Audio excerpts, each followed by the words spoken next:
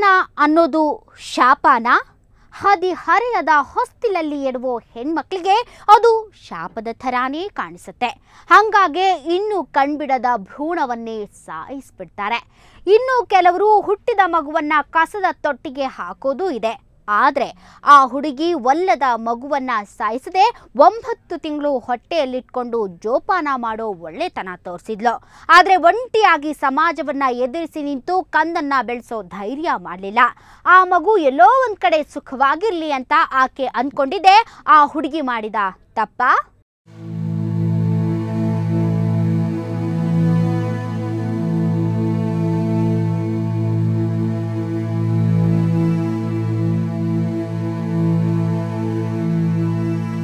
ಈ ಹುಡುಗಿಗೆ ಅದೇನು ಹೇಳಬೇಕು ಗೊತ್ತಾಗ್ತಿಲ್ಲ.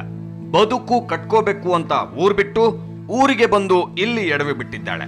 ಹುಡುಗನೊಬ್ಬನ ಮಾತಿಗೆ ಮರುಳಾಗಿ ಮನಸ್ಸು ಕೊಟ್ಟಿದ್ದಲ್ದೆ ಮೈಯೂ ಮರೆತು ಯಾಮಾರಿದ್ದಾಳೆ.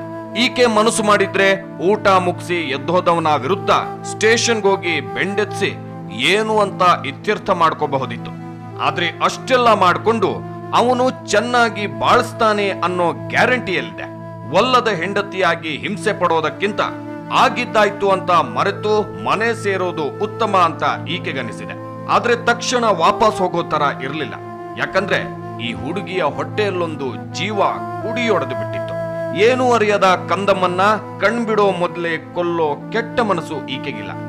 ಇನ್ನೂ ಹಡೆದು ಅನಾಥವಾಗಿ ಬಿಟ್ಟು ಬಿಡೋದಕ್ಕೂ ತಾಯಿ ಹೃದಯ ಒಪ್ಪಿಲ್ಲ. ಆಗ ಈ ಹುಡುಗಿಗೆ ದೇವರ ತರ ಕಂಡವಳು ಆಶಾ ಕಾರ್ಯಕರ್ತೆ. ಮನೆ ಮನೆಗೆ ಹೋಗಿ ಆರೋಗ್ಯ ವಿಚಾರಿಸಿಕೊಂಡು ಜನರಿಗೆ ಅದು ಇದು ಸಹಾಯ ಮಾಡ್ತಾ ಇದ್ದ ಆಶಾ ಕಾರ್ಯಕರ್ತೆ ಹತ್ರ ತನ್ನ ಕಷ್ಟ ಹೇಳ್ಕೊಂಡ್ರೆ ಸಹಾಯ ಮಾಡಬಹುದು ಅಂತ ಅನ್ನಿಸಿ ಕಥೆ ಹೇಳ್ಕೊಂಡಿದ್ದಾಳೆ. ಅವಳ ಆರೈಕೆಯಲ್ಲೇ ಮಗುಗೆ ಜನ್ಮ ಕೊಟ್ಟು ಆ ಮಗುಗೆ ಒಂದು ದಾರಿ ತೋರಿಸಿ ಅಂತಾನೂ ಕೇಳ್ಕೊಂಡಿದ್ಲು. ಅವಳ ಅದೃಷ್ಟಕ್ಕೆ ಆಶಾ ಕಾರ್ಯಕರ್ತೆ ನಾಗರತ್ನಾಳ ಸಂಬಂಧಿಗಳಿಗೆ ಒಬ್ಬರಿಗೆ ಮಕ್ಕಳಿರ್ಲಿಲ್ಲ. ಹಾಗಾಗಿ ಈಕೆಯ ಮಗುನ ಸಾಕಿಕೊಳ್ಳೋರಿಗಾಗಿ ಹುಡುಕಬೇಕಾಗಿ ಬರಲಿಲ್ಲ. ಮಗುನೂ ಒಂದು ಮನೆ ಸೇರಿದೆ. ತಾಯಿನೂ ತನ್ನ ಊರಿಗೆ ಹೊರಟೋಗಿದ್ದಾಳೆ. ಅಷ್ಟಾದ್ಮೇಲೆ ಸಮಸ್ಯೆ ಶುರುವಾಗಿದ್ದು. ಯಾರೋ ಒಬ್ಬನ ಪ್ರೀತಿಸಿ ಬಿಟ್ಬಿಟ್ಟಿದ್ದಾನೆ. ಹಂಗಾಗಿ ನನಗೆ ಮಗು ಬೇಡ, ಡೆಲಿವರಿ ಮಾಡಿಸ್ಬಿಟ್ಟು ಯಾರಿಗಾದ್ರೂ ಒಳ್ಳೆಯವ್ರಿಗೆ ಮಗುನ ಕೊಡಿಸಿ ಅಂತ ಹೇಳಿದ್ರು. ಸರಿಮ್ಮ, ಆ ಕೆಲಸ ಎಲ್ಲ ನಾವು ಮಾಡೋಕ್ಕೆ ಹೋದ್ರೆ ನಮ್ಮ ಮೇಲೆ ಏನೇನೋ ಆರೋಪ ಬರುತ್ತೆ ಅಂತ ಹೇಳ್ಬಿಟ್ಟು ನಾನು ಹೇಳಿದೆ. ಹಂಗಾಗಿ ಇಲ್ಲ ಮೇಡಮ್, ನಿಮ್ಗೇನು ಬರದೇ ಇರೋ ಥರ ನೋಡ್ಕೊತೀನಿ ಅಂತ ಹೇಳ್ಬಿಟ್ಟು ಅಕ್ಕಪಕ್ಕದವರೆಲ್ಲ ಇದ್ದಾಗ ಕಾಲಿಟ್ಕೊಂಡು ಹತ್ಕೊಂಡ್ಲು. ಹಂಗಾಗಿ ನಾವು ಸ್ವಲ್ಪ ಕರುಣೆ ತೋರಿಸಿ ಪ್ರೆಗ್ನೆಂಟಲ್ಲೇ ಹಾಸ್ಪಿಟ್ಲಿಗೆಲ್ಲ ಕರ್ಕೊಂಡೋಗಿ ಸ್ಕ್ಯಾನಿಂಗ್ ಎಲ್ಲ ಮಾಡಿಸಿ ಡೇಟು ಕೊಟ್ಟರು. ಸರ್ 15 ಡೇಸ್ ಇದೆ ಅಂತ ಹೇಳಿದ್ರು. ಹಂಗಾಗಿ ಫ್ರೂಟ್ಸು ಅದೆಲ್ಲ ಕೊಟ್ಟು ಅವಳಿಗೆ ಆರೈಕೆ ಎಲ್ಲ ಮಾಡಿ ಡೆಲಿವರಿ ಟೈಮ್ಗೆ ಗೌರ್ಮೆಂಟ್ ಹಾಸ್ಪಿಟ್ಲಿಗೆ ಕರ್ಕೊಂಡು ಹೋದ್ವಿ. ಅಲ್ಲೂ ನರ್ಸಿಗೆಲ್ಲ ಹೇಳಿದ್ವಿ, ಮೇಡಮ್ ಈ ಥರ ಅವ್ಳಿಗೆ ಯಾರೂ ಇಲ್ಲ ಅಂತ ಹೇಳ್ಬಿಟ್ಟು ಹೇಳಿ ತಿಳಿಸಿದಾದ್ಮೇಲೆ ಡೆಲಿವರಿನೂ ಆಯಿತು, ಗಂಡು ಮಗು ಆಯಿತು. ಏನಮ್ಮ ಅಂತಂದರೆ, ಆಂಟಿ ಅವರು ನಮಗೆಲ್ಲ ತೋರಿಸಿ ಇದು ಮಾಡ್ತಿದ್ದಾರಲ್ಲ, ಒಳ್ಳೆಯವರಿಗೆ ನನ್ನ ಮಗನ ಕೊಟ್ಬಿಡಿ ಆಂಟಿ, ಅವ್ರು ಸಾಕೊಳ್ಳಿ, ನನಗೆ ಗಂಡ ಅಂತೂ ಇಲ್ಲ, ನಾನೆಲ್ಲ ಇದಾದಮೇಲೆ ನಾನು ನಮ್ಮ ಊರಿಗೆ ಹೊರಟೋಗ್ತೀನಿ, ನನಗೆ ಯಾವುದೇ ರೀತಿ ಇದು ಬರಬಾರ್ದು, ನನಗೆ ತಪ್ಪು ನೀತಿಗೆ ಬರಬಾರ್ದು ಅಂತ ಹೇಳ್ಬಿಟ್ಟು ಅವಳು ಕೇಳ್ಕೊಂಡ್ಳು. ಹಾಗಾಗಿ ಸರಿಮ್ಮ ಒಳ್ಳೆಯವ್ರಿಗೆ ಅಂತಂದರೆ ಯಾರು ಕೇಳಬೇಕು ಅಂತಂದರೆ, ನೀವೇ ನೋಡಿ ಆಂಟಿ ಒಳ್ಳೆಯವ್ರನ್ನ ಅಂತಂದ್ರು. ಒಳ್ಳೆಯವರು ಒಬ್ಬರು ನಮ್ಮ ಪರಿಚಯ ಇರೋರೇ ಬಂದರು, ಅವ್ರಿಗೆ ಮಗುನ ಕೊಡಿಸ್ದೆ. ಅದನ್ನು ದುಡ್ಡಿಗೆ ಮಾರಾಟ ಮಾಡಿದ್ದಾರೆ ಅಂತ ಪುಕಾರ್ ಮಾಡಿದ್ದಾರೆ ಸರ್. ಅಷ್ಟಿಷ್ಟಲ್ಲ, ಬರೋಬ್ಬರಿ 2 ಲಕ್ಷ ತಗೊಂಡು ಮಗುನ ಮಾರಿದ್ದಾರೆ ಅಂತ ಚಿಕ್ಕಬಳ್ಳಾಪುರದ ಗುಡಿಬಂಡೆ ತಾಲೂಕಿನ ವರ್ಲಕೊಂಡ ಗ್ರಾಮದ ತುಂಬಾ ಮಾತು.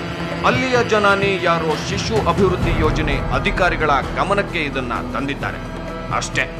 ಅವರು ಮಗುನ ತಗೊಂಡವರನ್ನ ಜೊತೆಗೆ ಮಧ್ಯವರ್ತಿ ನಾಗರತ್ನರನ್ನ, ಕಡೆಗೆ ಊರಿಗೆ ಹೊರಟೋಗಿದ್ದ ಮಗುವಿನ ತಾಯಿಯನ್ನು ಕರೆಸಿ ತಮ್ಮ ವಶಕ್ಕೆ ತಗೊಂಡಿದ್ದಾರೆ. ಮಗುನ ಬೇರೆಯವರಿಗೆ ಕೊಡ್ಬೇಕು ಅನ್ಕೊಂಡು ತೀರ್ಮಾನ ಮಾಡ್ಕೊಂಡಿದ್ದೀನಿ.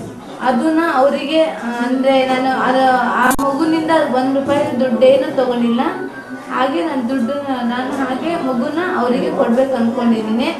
ಅವರು ಸ್ವಲ್ಪ ದಿನ ನನಗೆ ಆಶ್ರಯ ಕೊಟ್ಟರು. ನನಗೆ ಈ ಸಮಸ್ಯೆ ಆಗಿದೆ ಅಂತ ನಾನು ಅದರಿಂದ ಅವರು ನನಗೆ ಹೆಲ್ಪ್ ಮಾಡಿದ್ರು ಅಷ್ಟೇ. ಅವರಿಗೂ ಅದಕ್ಕೂ ಯಾವ ಸಂಬಂಧನೂ ಇಲ್ಲ. ಹೀಗೆ ಅದೇನು ಹೇಳಿದ್ರು ಮಕ್ಕಳ ಕಲ್ಯಾಣ ಇಲಾಖೆಯವರು ಒಪ್ಕೋತಾ ಇಲ್ಲ. ಯಾಕೆ ಮಗುನ ಕೊಡ್ತೀರಾ, ಯಾರಿಂದ ಅನ್ಯಾಯ ಆಗಿದೆ ಹೇಳು, ಪೊಲೀಸರಿಗೆ ಹೇಳಿದ್ರೆ ದಾರಿಗೆ ಬರ್ತಾನೆ ಅಂತಿದ್ದಾರೆ. ಆದ್ರೆ ಈ ಹುಡುಗಿಗೆ ಅದು ಇಷ್ಟ ಇಲ್ಲ. ಅಷ್ಟಕ್ಕೂ ಈಕೆಗೆ ಆ ಪುಣ್ಯಾತ್ಮನ ಹುಟ್ಟೂರು ಯಾವುದೂ ಗೊತ್ತಿಲ್ಲ. ಟಾಟಾ ಕಂಪನಿಯಲ್ಲಿ ಗಾಡಿ ಓಡಿಸ್ತಾನೆ. ಚಿಕ್ಕಬಳ್ಳಾಪುರದಲ್ಲಿ ಮನೆ ಮಾಡಿಕೊಂಡು ಈಕೆನ ಇಟ್ಕೊಂಡಿದ್ದ.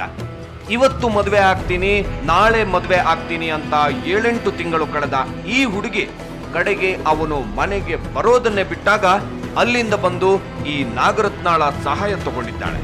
ಮಗುನ ಹಡೆದು ಸಾಕೋರಿಗೆ ಕೊಟ್ರೆ ತಪ್ಪೇನು ಅನ್ನೋದು ಅವಳ ವಾದ. ನಾನು ಮಾಡಿದ ತಪ್ಪ, ನಾನು ಅವನ ಜೊತೆಗೆ 2 ತಿಂಗಳು ಸಂಸಾರ ಮಾಡೋಕ್ಕೆ ಅಷ್ಟು ನಾನು ಇನ್ನು ಲೈಫಲ್ಲಿ ಏನು ಕಷ್ಟ ಅನುಭವಿಸಿಲ್ಲ. ಕುತ್ತಿಗೆಯಲ್ಲಿ ಕಾಲೋದ್ರೆಲ್ಲ ಕುತ್ತಿಗೆಯಲ್ಲಿ ತಾಳಿ ಇಲ್ಲ. ಹೇಗೆ ಸರ್ ಸಮಾಜ ಹೇಗೆ ಇದು ಮಾಡೋದು? ಈಕೆ ಹೇಳ್ತಿರೋದ್ರಲ್ಲೂ ತಪ್ಪಿಲ್ಲ.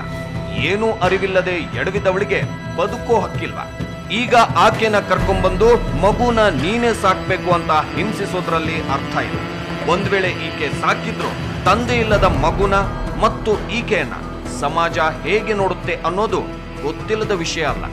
ಅಂದ ಹಾಗೆ ಮಕ್ಕಳ ಕಲ್ಯಾಣ ಇಲಾಖೆಯವರು ಈಕೆಗೆ ಒತ್ತಡ ಹೇರ್ತಿಲ್ಲ. ಆದ್ರೆ ಅವಳ ಕನ್ಸರ್ನ್ ಇರೋದು ಮುಂದೆ ಮಗುವಿಗೆ ಅನ್ಯಾಯ ಆಗ್ಬಾರ್ದು. ಅದನ್ನ ಸಾಕೋ ಮನಸ್ಸಿರೋರು ಕಾನೂನು ಪ್ರಕಾರ ದತ್ತಕ್ ತಗೋಬೇಕು ಅಂತ. ಆದ್ರೆ ಮಗುನ ಈಗಾಗಲೇ ಸಾಕ್ತಾ ಇರೋರ ಹತ್ರ ಏನೇನು ಪ್ರೊಸೀಜರೋ ಅದನ್ನ ಮಾಡಿಸ್ಕೊಂಡು ಬಿಡದೆ ತಾಯಿ ಮಗುವನ್ನ ಕರ್ಕೊಂಡ್ಬಂದು ಬೆಂಗಳೂರಲ್ಲಿರೋ ಚೈಲ್ಡ್ ವೆಲ್ಫೇರ್ ಸೊಸೈಟಿಯಲ್ಲಿ ಇಟ್ಕೊಂಡಿರೋದ್ಯಾಕೆ ಗೊತ್ತಾಗ್ತಿಲ್ಲ. ಗೊತ್ತಿಲ್ಲದೆ ಎಡವಿದ ಹುಡುಗಿಗೆ ತಾಯ್ತನ ಅನ್ನೋದು ಶಾಪವಾಗೋದ್ ಬೇಡ ಅಲ್ವಾ? ಮಕ್ಕಳನ್ನ ಸಾಕೋ ತಾಕತ್ತಿದೆ ಅಂದ್ರೆ ಮಾತ್ರ ಮಕ್ಕಳನ್ನ ಮಾಡ್ಕೋಬೇಕು ನಿಜ. ಆದ್ರೆ ಹೀಗೆ ಅಚಾತುರ್ಯದಿಂದಾದ ಮಕ್ಕಳು ಅನಾಥರಾಗದೆ ಯಾವುದೋ ಹೃದಯವಂತರ ಮಡಿಲಲ್ಲಿ ಬೆಳೆದ್ರೆ ನಿಜಕ್ಕೂ ಒಳ್ಳೆಯದು.